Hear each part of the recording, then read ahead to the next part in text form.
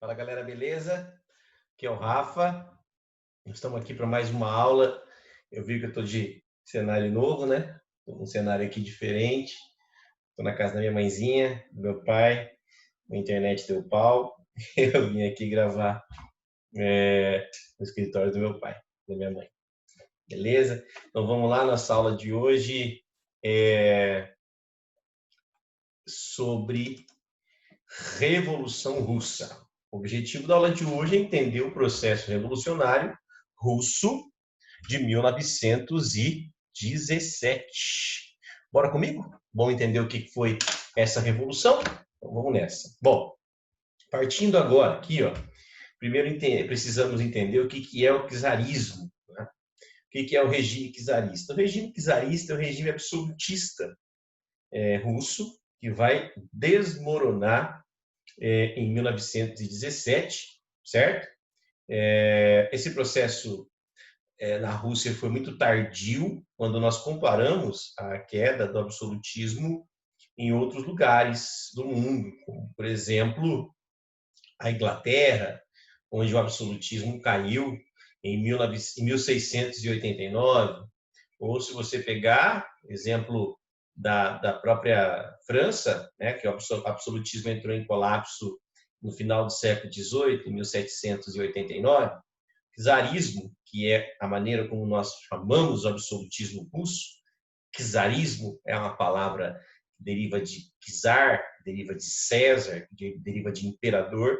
Então, a monarquia absolutista russa vai entrar em colapso em 1917, ou seja, bem tarde quando comparado aos seus vizinhos europeus.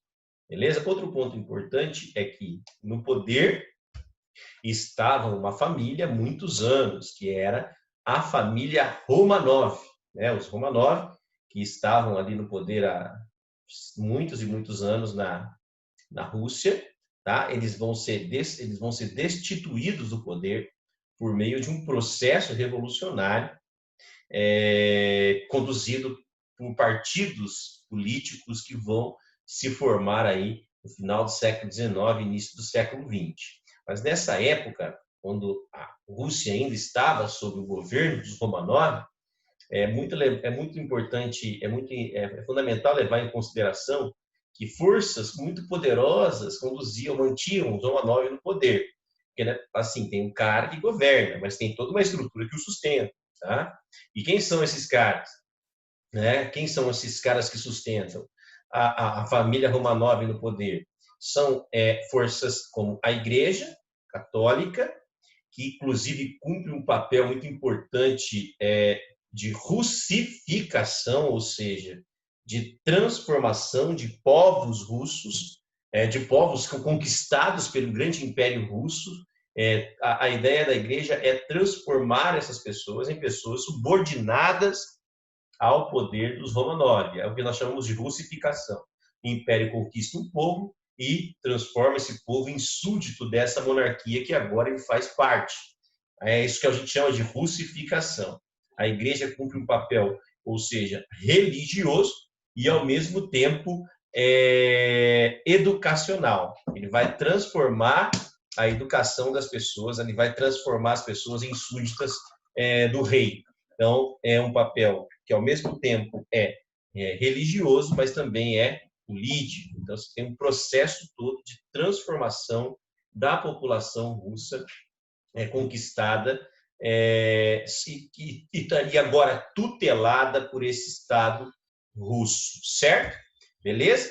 Bom, é preciso levar também em consideração conhecer um pouco da história dos últimos czares. Né? Os últimos czares eram os últimos imperadores russos. Esses caras, eles vão governar a Rússia e você vai perceber que eles vão governando e vão tomando medidas que oscilam entre um liberalismo para tentar se manter no poder e um autoritarismo clássico de governos absolutistas completamente descomprometidos com a democracia.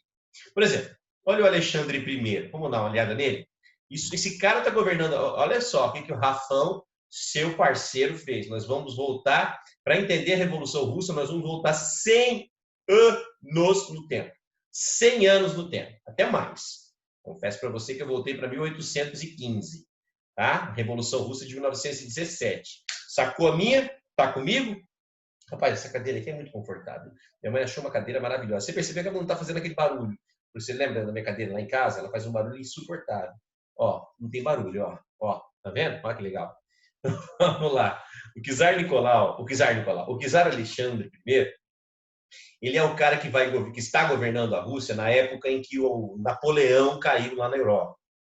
E naquela época estava bombando assim a ideia liberal. O Napoleão tinha expandido o ideal da Revolução Francesa pela Europa.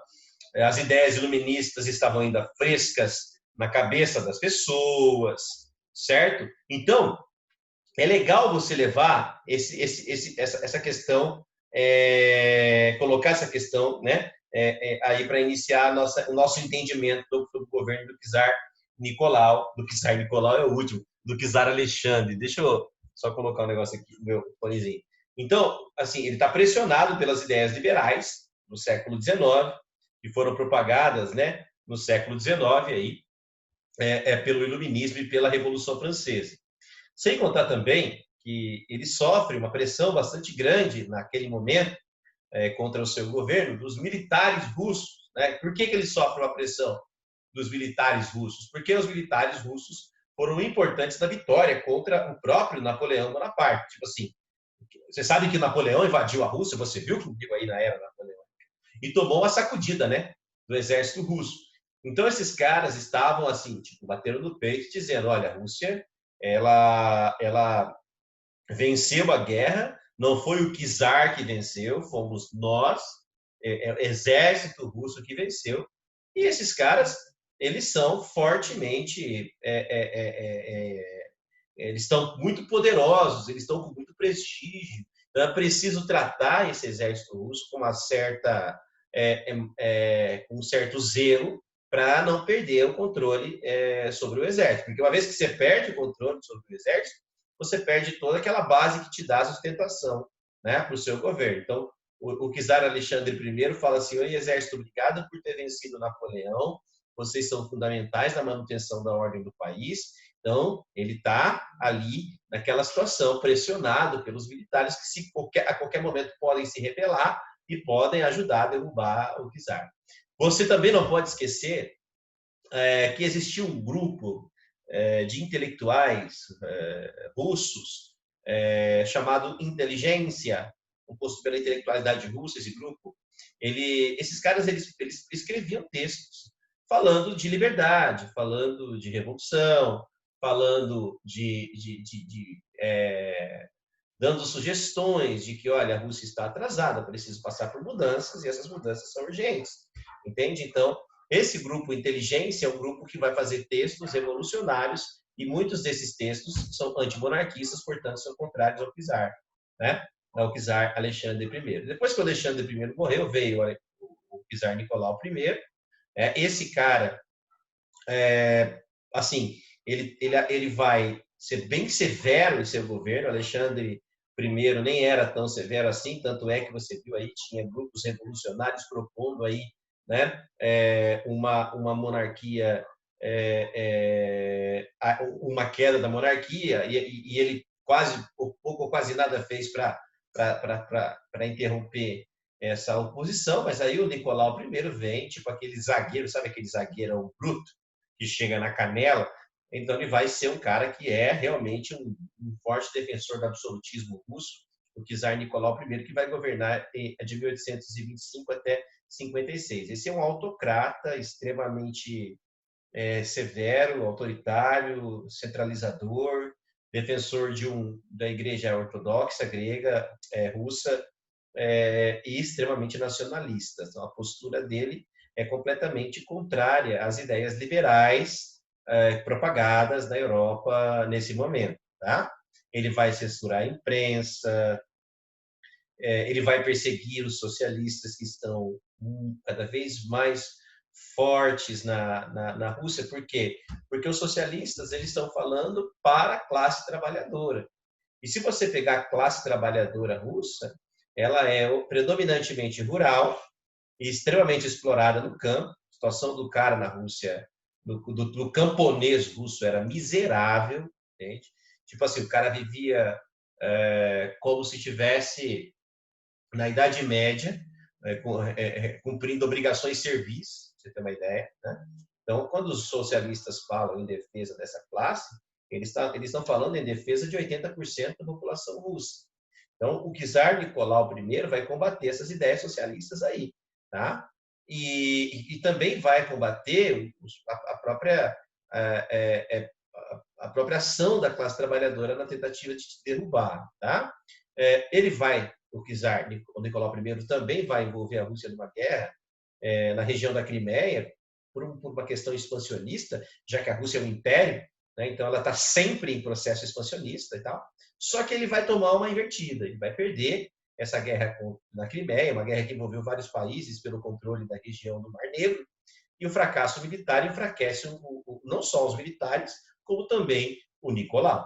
Tá? O Nicolau, porque assim, toda derrota, todo fracasso é atribuído ao governante, assim como todo sucesso. Isso aqui no Brasil, em qualquer país do mundo. Tá? Se o país prospera, se o país vai dar certo, se o país dá certo, a vitória é do governante, né? O governante que leva os louros da vitória.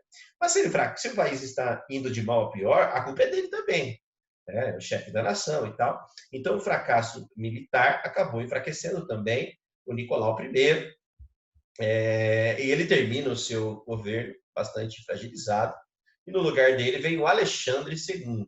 Esse é o mais modernão de todos, porque o Alexandre II começa a falar em industrialização no país predominantemente rural. Ele fala, olha, a Rússia precisa modernizar, né?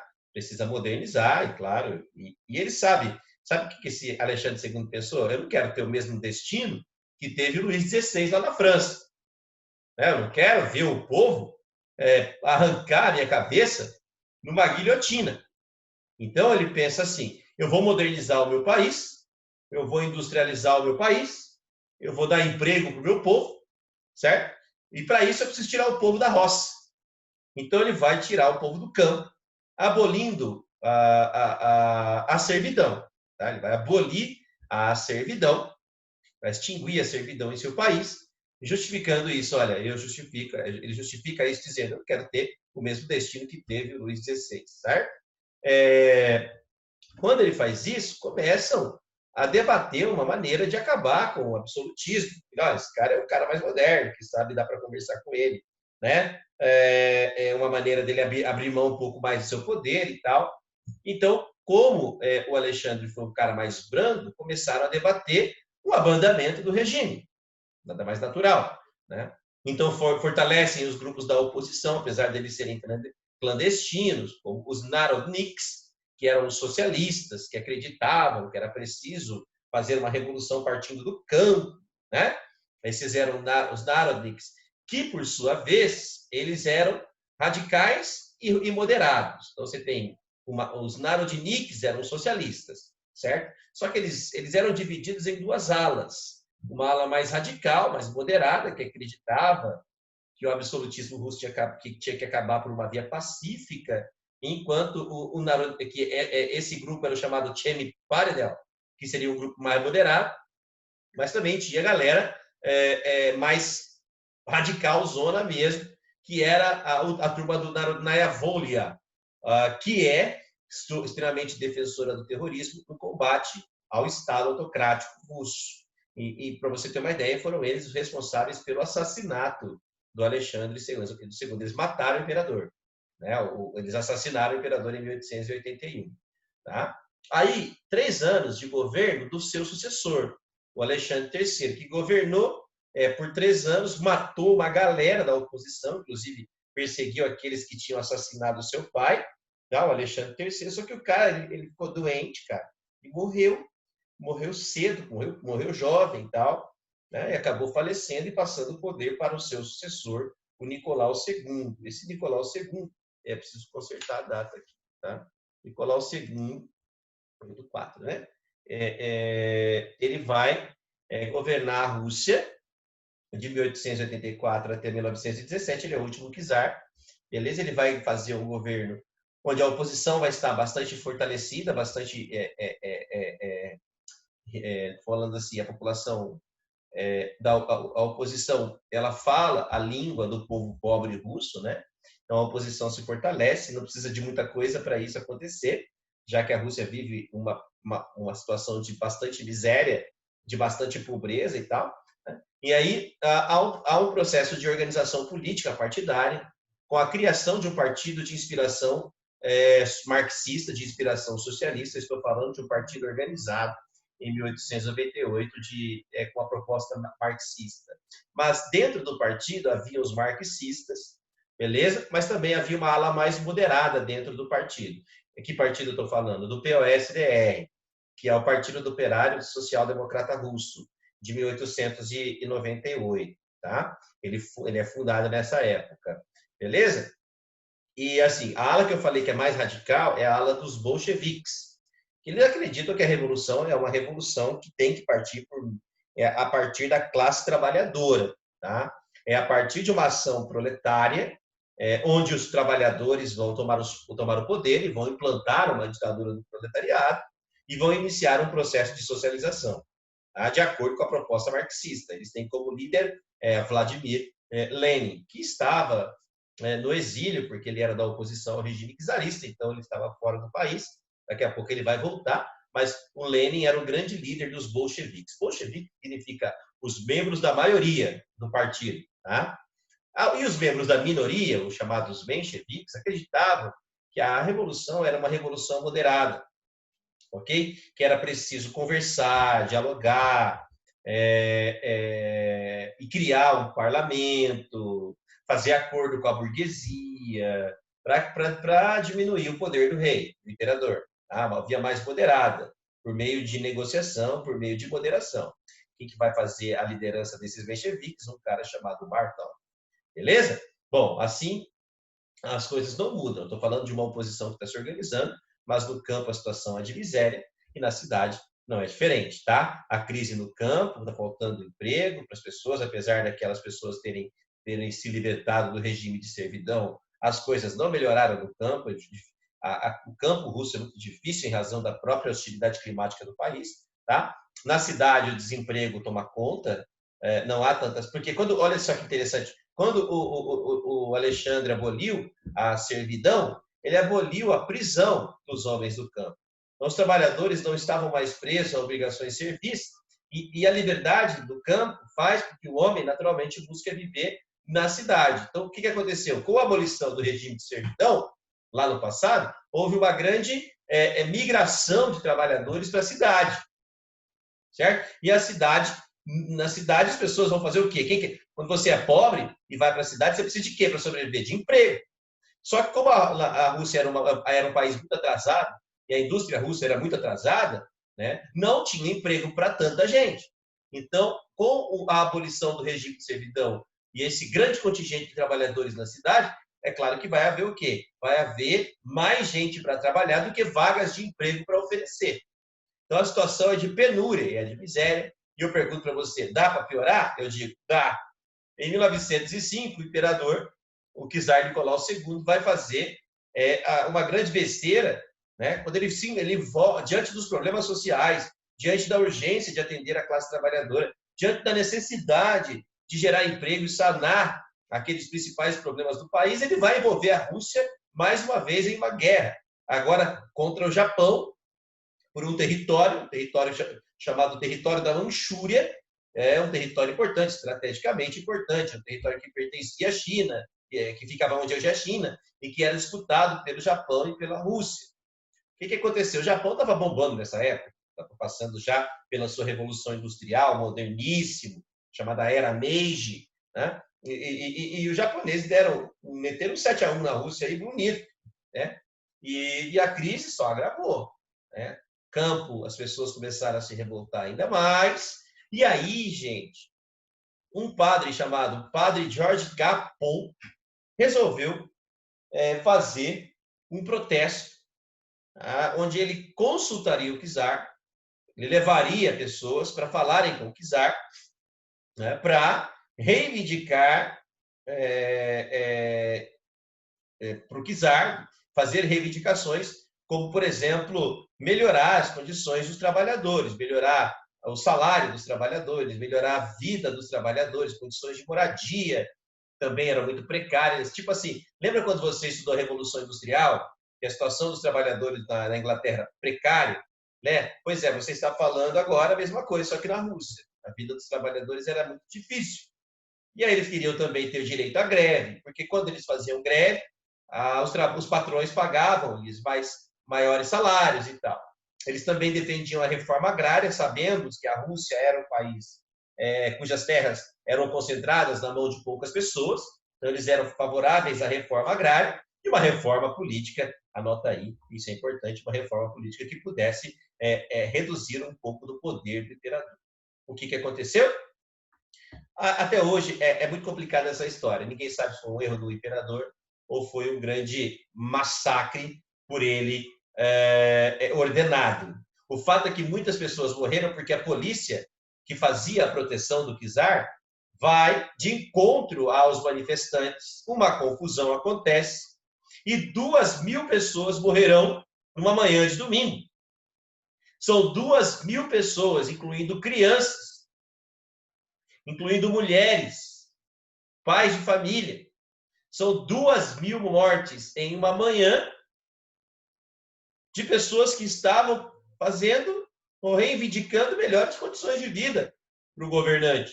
Para você ter uma ideia, essa história, esse episódio ficou conhecido como o Domingo Sangrento. Foi um domingo de manhã, o Domingo Sangrento. Milhares de pessoas foram assassinadas a mando do czar ou por um erro da polícia que bateu de frente com os manifestantes e tomou a medida drástica lá de matar todo mundo. O fato é que o Domingo Sangrento arruinou com a imagem do czar Nicolau, arruinou com a imagem dele, já era ruim, né?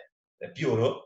E os desdobramentos foram, os protestos aumentaram, a população não ficou amedrontada, houve um episódio de um navio de guerra chamado o Encouraçado Potemkin, que era um navio de guerra russo, onde a tripulação abandonou o navio de guerra para aderir à revolução que estava para acontecer. Outros partidos políticos surgiram nesse contexto, como, por exemplo, o Partido Social Democrata, que era ligado à classe operária, que era defensora do pensamento, também do pensamento marxista, defensora de uma revolução operária e tal. E também tem o Partido Socialista Revolucionário, que queria uma derrubada do czar, só que eles acreditavam que essa revolução deveria partir do campo. Tipo a Revolução Francesa. Porque você sabe que a Revolução Francesa ela é uma revolução que aconteceu na cidade, mas ela só foi possível graças a uma movimentação campesina. Não sei se vocês lembram das aulas, já está aí, está gravada, você volta lá, qualquer coisa, mas a Revolução Francesa ela foi motivada por problemas no campo, tá? E ela vai ganhar mais tarde a cidade. Do mesmo modo, acontece na Rússia. Tá? Esse Partido Socialista Revolucionário defendia a derrubada do czar por meio de uma ação da classe camponesa que pudesse emergir ali do campo para derrubar o czar e sua estrutura de poder que parece indestrutível, né? Bom, aí, bebês, a gente tem que lembrar também que na cidade os trabalhadores começaram a se organizar em conselhos de trabalhadores, tipo assim, tipo sindicato hoje, onde esses trabalhadores se uniam e pensavam em estratégias para derrubar o czar. Tipo assim, estamos aqui na nossa fábrica de sapato, correto? Estamos na nossa fábrica de sapato e nós, toda hora do almoço, a gente se reúne, né? Depois de almoçar para discutir estratégias para derrubar o czar. São chamados soviets, conselhos de trabalhadores, conselhos de operários que pensarão estratégias para a derrubada do czar. Então, é tão importante, os soviets são tão importantes, né, que com a derrubada do czar, 7 anos depois de derrubarem o czar, a revolução vai dar um outro nome à Rússia. E a Rússia vai se chamar União das Repúblicas Socialistas soviéticas, ou seja, União das Repúblicas Socialistas dos Operários, que eram soviéticos, eram organizações de trabalhadores, de operários, que estavam pensando uma maneira de derrubar o czar. Beleza? O czar responde aos soviéticos de uma tentativa, talvez aí já desesperada, de criar um parlamento para dizer, olha, a Rússia já não é mais absolutista, a Rússia é uma monarquia parlamentar. Aí os caras, mas cadê o parlamento? Ele fala aqui o parlamento. Cadê o parlamento? O parlamento agora é a Duma. A Duma é o parlamento, como era chamado um conselho de parlamentares, né? Um conselho de políticos que iria, entre aspas, moderar o poder do czar. Mentira. Tipo assim, a Inglaterra não é uma monarquia parlamentar, ele criou então o parlamento lá na Rússia, chamado de Duma, e esse parlamento, em tese, ele moderaria o poder do imperador. Não aconteceu isso, tá? Na verdade, ele só queria, como eu coloquei aí entre aspas, entre parênteses, criar uma impressão que o poder dele estava sendo reduzido. Ele queria pagar de Guilherme de Orange, entende? Ele queria mostrar, Guilherme de Orange na Inglaterra foi o cara que abdicou do seu poder em nome do parlamento na Revolução Gloriosa.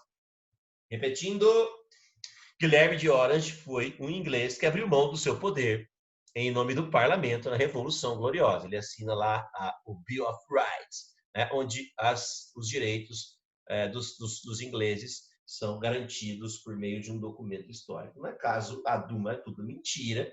A Duma é um parlamento que foi criado por ele, era um parlamento de fachada no qual ele controlava tudo. Entende? Então, a Duma é uma mentira. Então, devia ser um parlamento para moderar o poder do czar, mas, na verdade, quem escolhia a Duma era o próprio czar, e ela era empregada do czar. O parlamento é empregado do cara. Aí eu pergunto para vocês, dá para piorar? Eu falo, dá para piorar. Como que as coisas ficaram piores? A Rússia participa da guerra. Eu não vou entrar nas causas, né, porque você viu isso lá na Primeira Guerra Mundial, mas a Rússia tinha ambições na região balcânica, né? Lembra? Qualquer coisa você volta na aula de Primeira Guerra. Eu não vou te explicar o porquê que a Rússia entrou agora, porque você já sabe. Então, a Rússia tinha ambições na região balcânica. Eu falo que não vou explicar, mas eu sempre explico. Né? O que aconteceu? A Rússia queria impor o seu domínio sobre a região dos Balcãs, porque a região dos Balcãs tinha perdido seu dono, que era o Império Turco Otomano. Então, os russos falaram assim, a hora é de dominar aquela região. Só que eles bateram de frente com o Império Austro-Húngaro, que também queria a mesma coisa.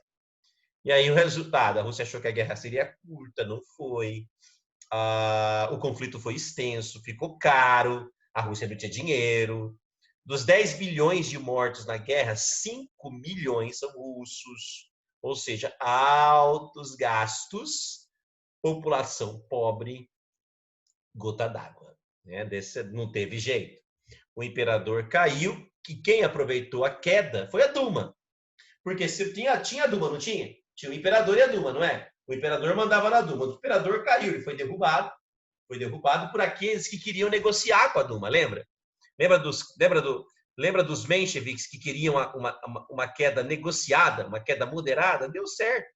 Os mencheviques e a Duma, os mencheviques eram aqueles caras que queriam a queda do czar, mas de forma moderada, não queria, eles tinham um acordo com a burguesia. Então a Duma, que está agora no lugar do czar, juntamente com os mencheviques, vão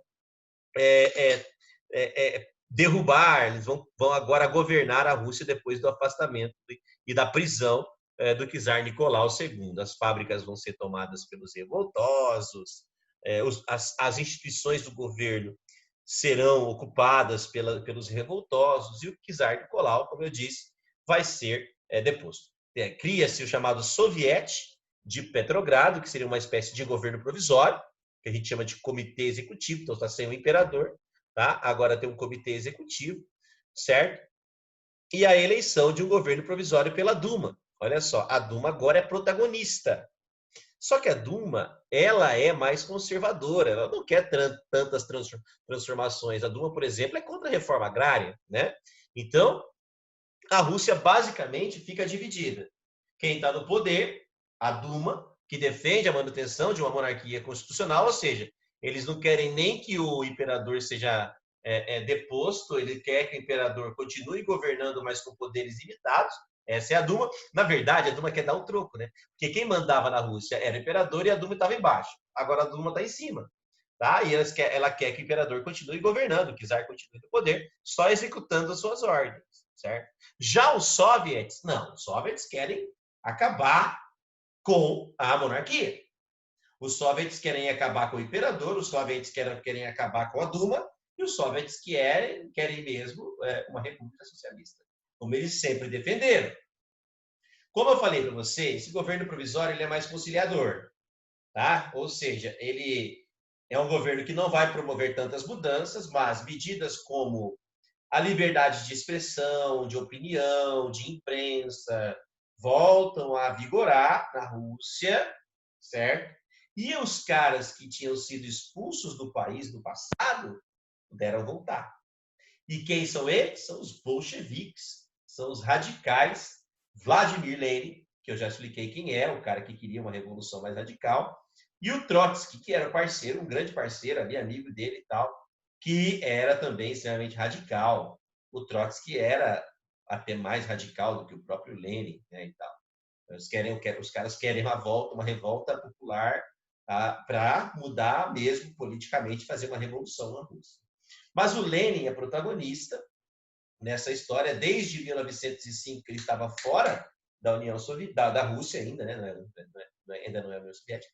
Ele estava fora da Rússia desde 1905 e quando ele chega, ele começa a defender as teses dele, que são chamadas teses de Abril, na qual ele fala basicamente o quê?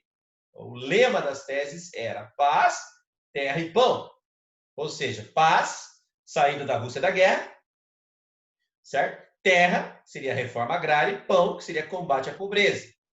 Só que as propostas do Lenin, elas são muito radicais. E outra, elas repercutem muito mal entre os conservadores. Se é grande proprietário de terra, se é um grande fazendeiro, o cara fala em reforma agrária, você treme na base, não é? Então, a população pobre, para a população pobre, isso é música. Você falar em paz, terra e pão.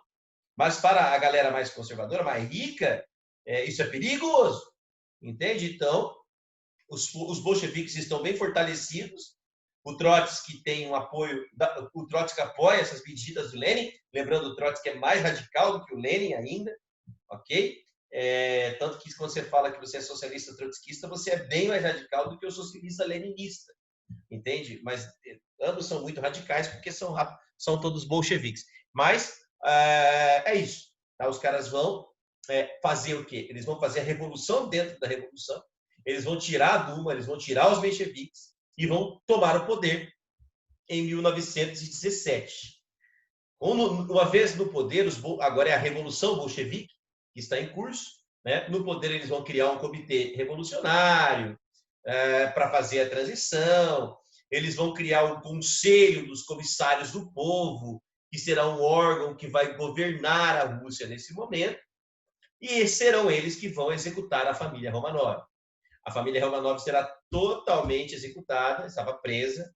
Os caras achavam, os bolcheviques chamaram os Romanov para dentro de um quarto. Os Romanov, a família inteira, tá? Ele tinha várias meninas, tinha várias crianças, e a barbárie dessa revolução bolchevique começa a partir de agora. Quando os Romanov foram chamados de um quarto como esse, escuro, não claro como esse, um quarto escuro, né? Onde a notícia... Os Romanov acreditavam que eles receberiam a notícia de que seriam deportados, que seriam expulsos da Rússia. Quando, na verdade, foi lida a sentença de execução dos Romanov. Eles foram executados ali mesmo, a tiros. E desde o czar, passando pela czarina, tá? E todos os seus filhos, incluindo as crianças, foram fuzilados a bala, meteram tiro nos caras e mataram os Romanov.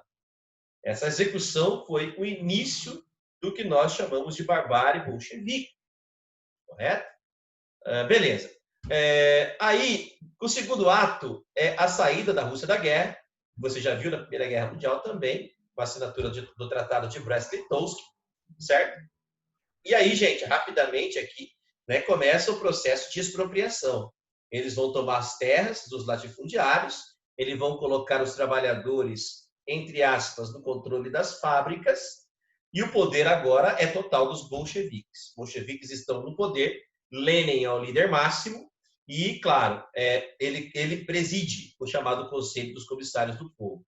Uma outra figura que aparece também nessa história é o Stalin, que é uma liderança mais política mesmo, ele é o líder ele é o cara que organiza as atitudes do partido bolchevique, tipo o presidente do partido bolchevique, tá? Ele cuida dos amados assuntos de nacionalidade, onde ele pensa estratégias para manter o país unido na revolução, e o Trotsky é o responsável pela guerra, tá? Se tiver que fazer guerra, quem lidera a guerra é o Trotsky.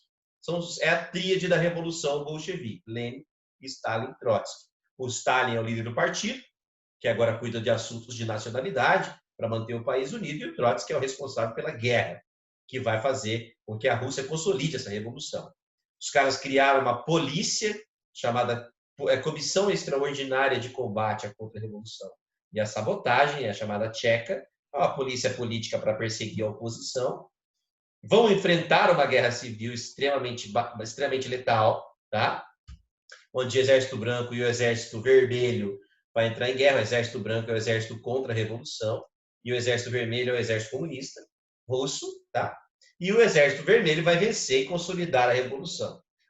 Enquanto ele consolidava a Revolução, o Lenin adota o chamado comunismo de guerra. O que é o comunismo de guerra?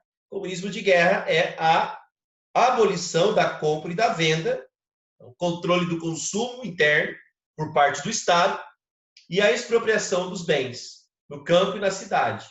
Então, aboliu, você não compra e nem vende nada, quem vai distribuir é o Estado. Isso é o comunismo de guerra, adotado no primeiro momento da Revolução.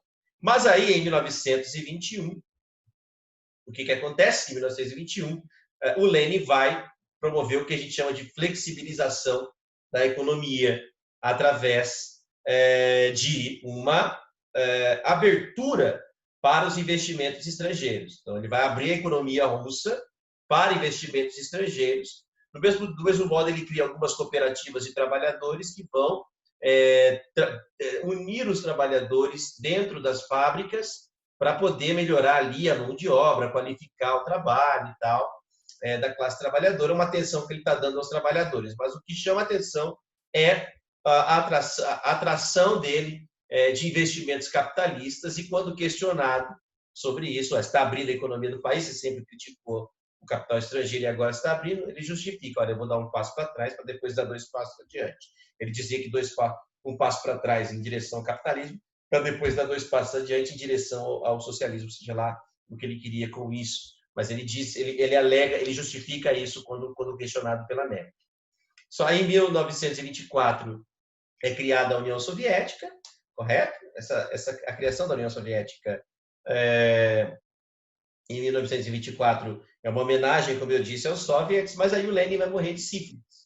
Ele morre de sífilis em 1924 e a disputa fica entre Trotsky, para suceder o Lenin, entre Trotsky e Stalin, certo? E aí, o Stalin ele vai vencer, porque o Trotsky ele defendia o quê? Ele defendia